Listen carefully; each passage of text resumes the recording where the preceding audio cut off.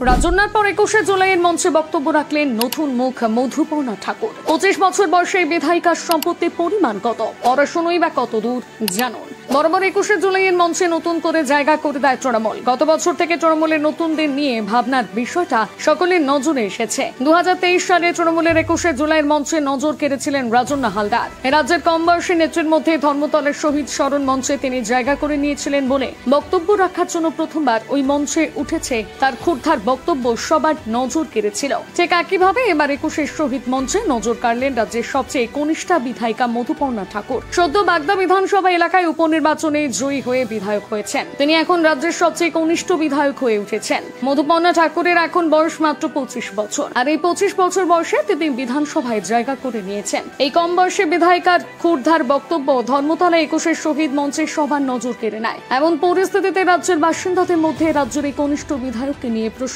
অন্ত নেই। কত সম্পত্তির মালিক এই কম বয়সী বিধায়িকা, কত দূরে বা শিক্ষাগত যোগ্যতা তার, প্রকাশ্যে এলো সেই উত্তর। সদ্য সমাপ্ত হওয়া বিধানসভা উপনির্বাচনে প্রতিদ্বন্দ্বিতা করার সময় তিনি যে হলফনামা জমা দিয়েছিলেন তা থেকে জানা গিয়েছে তার কাছে মোট অস্থাবর সম্পত্তি রয়েছে ৬,৪৬,০০০ টাকা। এর মধ্যে ভোটের সময় নগদ ছিল ১০,০০০ টাকা এবং ঠাকুরনগরের স্টেট ব্যাংক অফ ইন্ডিয়ায় তার একটি ব্যাংক অ্যাকাউন্ট রয়েছে, যাতে থাকা টাকার পরিমাণ হলো ৬,০০০ টাকা। মধুপর্ণা ঠাকুরের নামে না আছে কোনো গাড়ি, না আছে কোনো টু হুইলার, না আছে কোনো ফিক্সড ডিপোজিট অথবা অন্য কোনো খাতের সঞ্চয়। তবে তার নামে বিপুল পরিমাণ সোনার অলংকার রয়েছে, যার বাজার মূল্য আনুমানিক ৬,৩০,০০০ টাকা। তার কাছে থাকা সোনার অলংকারের পরিমাণ ৮৯.৫৩ গ্রাম। অস্থাবর সম্পত্তি ছাড়াও তার নামে বেশ কিছু স্থাবর সম্পত্তি রয়েছে, বেশ কিছু পরিমাণ চাষযোগ্য জমি রয়েছে তার নামে এবং যার বর্তমান বাজার মূল্য আনুমানিক ১০ লক্ষ টাকা। অচাষযোগ্য জমি রয়েছে তার নামে, যার মূল্য আনুমানিক ১০ লক্ষ টাকা। পাশাপাশি দুটি বসত বাড়ি রয়েছে তার, তবে সেগুলো পুরোটাই তার নামে নয়। যেগুলো তিনি যা ভাগ পান তার আনুমানিক বাজার মূল্য ৩,৫১,৭১০ টাকা এবং ৮ লক্ষ টাকা।